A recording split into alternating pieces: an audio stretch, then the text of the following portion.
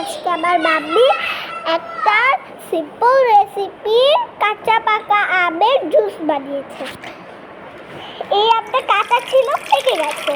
প্রথমে মাম্মি আম কেটে পানির মধ্যে কিছুক্ষণ ভিজিয়ে রেখেছিল, এরপর ওটা ব্লেন্ডারে দিয়ে দিয়েছে পানি সহ।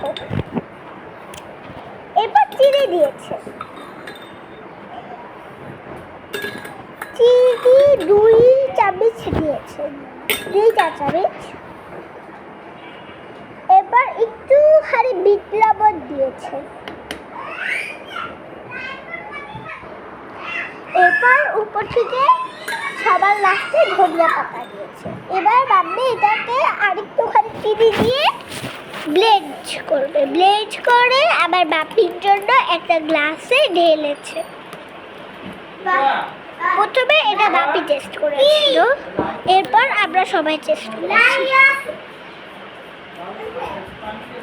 উপর থেকে ডিজাইনের জন্য একটুখানি ধনিয়া পাতা দিয়েছে।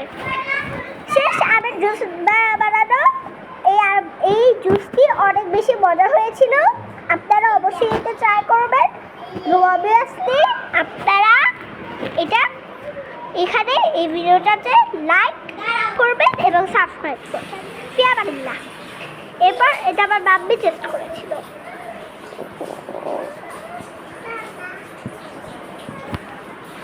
এটা অনেক মজা হয়েছিল এবং মাম্মিটাও উপর থেকে ডিজাইনের জন্য ধরে পাতা দিয়ে দিয়েছে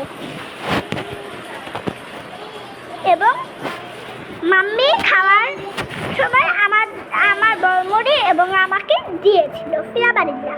লাইক এবং সাবস্ক্রাইব করবেন।